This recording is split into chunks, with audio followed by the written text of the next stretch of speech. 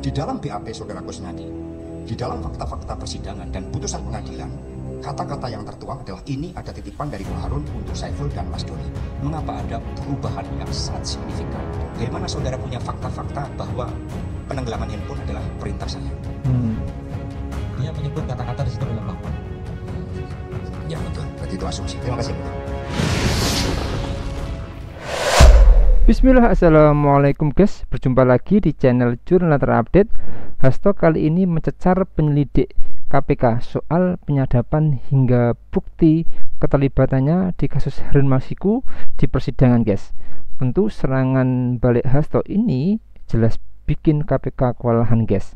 Jadi tak perlu berlama-lama, untuk lebih jelasnya langsung saja kita simak bersama-sama video ini guys. Bismillah.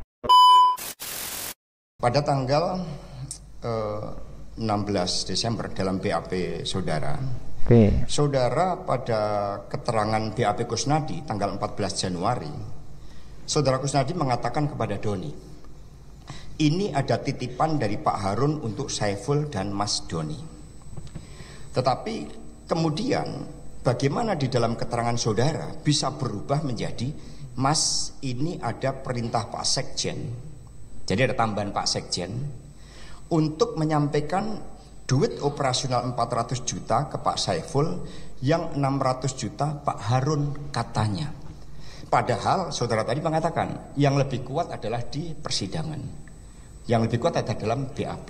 Di dalam BAP saudara Kusnadi, di dalam fakta-fakta persidangan dan putusan pengadilan, kata-kata yang tertuang adalah ini ada titipan dari Pak Harun untuk Saiful dan Mas Doni. Mengapa ada perubahan yang sangat signifikan dalam makna dan maksud di dalam BAP saudara?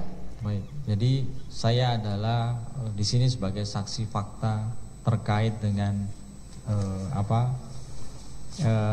permintaan keterangan yang dilakukan pada saat itu. Itu yang saya dengar dari rekan-rekan yang melakukan pemeriksaan. Kemudian yang saya baca BAPK-nya, itulah yang saya tuangkan di dalam BAP tersebut. Ya. BAPK ini adalah alat bukti atau bukti petunjuk?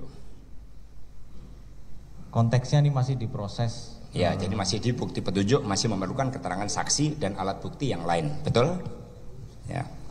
Oke, sekarang saya mau bertanya terkait dengan proses ekspos terhadap kasus pada tanggal 9 Januari 2020. Dalam ekspos tersebut dihadiri oleh penyelidik, penyidik, penuntut umum, dan pimpinan KPK. Betul tidak? Ada tambahan satu lagi, ada ya. Humas. Oh ya, dari Humas. Baik. Apakah terhadap analisis yang disampaikan oleh penyelidik itu otomatis menjadi hasil kesimpulan dari ekspos tersebut? Apa yang kami sampaikan kemudian akan direview oleh penyidik.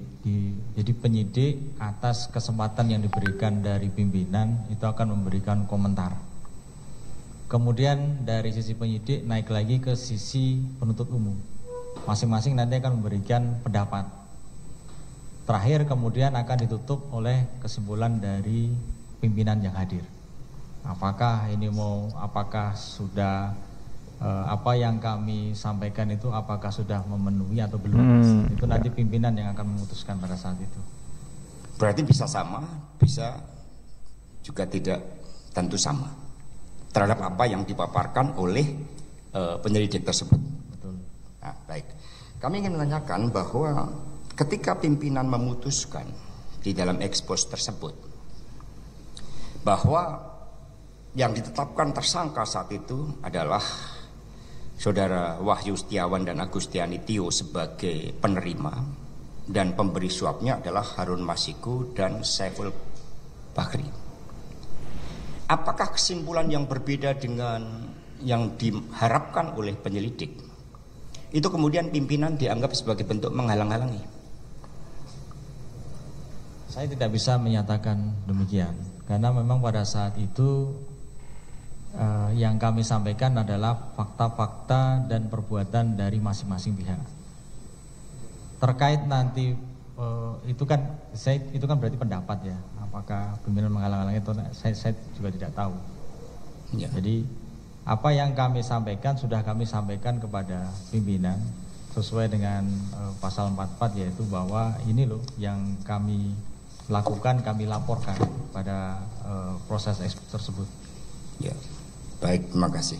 Dan kemudian mohon izin yang mulia untuk ditayangkan sebagai alat bantu transkrip hasil rekaman KPK antara saudara Nur Hasan dan Harun Masiku, karena ini sangat penting untuk ditayangkan yang mulia. Pertanyaan saya adalah kepada saudara saksi, karena itu yang dijadikan sebagai bukti keterlibatan. Karena ada pertanyaan terhadap saudara saksi, apakah saudara terdakwa Hasto Kristianto terlibat dalam obstruction of justice? Lalu saudara mengatakan terlibat karena ada ini. Nah, ini hasil transkrip. Menurut saudara saksi, dari mana saudara punya fakta-fakta bahwa penenggelaman handphone adalah perintah saya? Ya ini guys. Baik. Jadi di dalam percakapan ini ada kata-kata menyampaikan amanat Bapak di sini. Bapak. Ya. Jadi Bapak itu saudara simpulkan bahwa itu adalah saya. Pada saat itu iya. Oke, apa yang mendukung kesimpulan saudara saksi? Apakah saudara melihat? Jadi awal saya menyimpulkan atau tim menyimpulkan adalah, pertama, saudara Nur Hasan ini dia bekerja di tempat yang pada saat itu menurut informasi dari Posko bahwa terdakwa sering berada di rumah itu. Itu yang pertama. Terus yang kedua, bahwa saudara Harun Masiku dia menyampaikan, saya coba untuk melakukan analisa dengan yang lain, dengan komunikasi yang lain. Siapa yang dimaksud dengan Bapak ini? Siapa yang bisa memerintahkan seorang Nur Hasan yang mana kemudian dia berani menelpon ke saudara Harun Masiku dan meminta yang bersangkutan untuk mencelupkan HP-nya? Apakah saudara tahu bahwa ada 2 orang yang mendatangi Nur Hasan?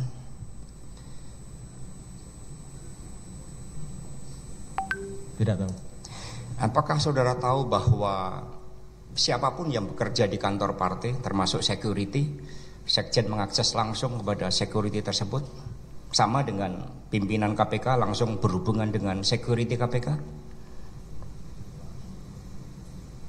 Dia menyebut kata-kata di situ adalah Bapak. Ya, oke. Berarti itu asumsi. Terima kasih yang mulia. Bangsa Kaget juga disebut sebagai aktor intelektual. Hanya karena memberikan suatu arahan, kemudian melaporkan, itu dianggap sebagai suatu aktor intelektual. Padahal apa yang saya lakukan terhadap proses awal adalah suatu tindakan konstitusional sebagai hak resmi dari partai politik untuk melakukan judicial review ke Mahkamah Agung dan meminta fatwa ke Mahkamah Agung. Ini adalah suatu tindakan organisatoris. Siapapun, sama ketika Pak Arief tadi menerima sprindidik dari pimpinan, maka sprindidik itu adalah bukan orang per orang, tetapi atas nama lembaga KPK. Sehingga bukan berarti yang mengeluarkan sprindidik lalu dianggap sebagai aktor intelektual. Oke guys, jadi terdakwa yang juga sekjen PDIP Hasto Kristianto itu akhirnya bertanya langsung kepada saksi penyidik KPK Arief Budi Raharjo saat sidang terkait kasus perintangan penyidikan terhadap tersangka suap. Hasto menanyakan soal fakta penenggelaman HP, penyadapan terhadap dirinya hingga bukti keterlibatan dirinya dalam kasus tersebut. Penyidik KPK kali ini memang berhasil dikuliti banyak bukti yang dinilai berdasarkan asumsi, melainkan bukti yang seharusnya ditunjukkan di persidangan, sehingga ketara banget kalau kasus ini tidaklah independen. Itulah makanya kemarin masih menjadi saksi Pak Hasto, masih ragu-ragu karena buktinya mungkin belum ada, makanya tidak langsung ditahan. Kalau memang benar bahwa bukti dakwaannya kebanyakan adalah hanya dugaan penyidik doang, jadi semakin kelihatan rekayasa kasusnya ini guys. Jadi KPK harusnya mengejar kasus korupsi yang besar, bukanlah malah mengejar kasus yang dinilai berbau dan dinilai politis seperti ini guys. Jadi menurut kalian gimana guys soal video ini? Tulis komentarnya di bawah ini ya guys. Saya pamit dulu. Wassalamualaikum warahmatullahi wabarakatuh.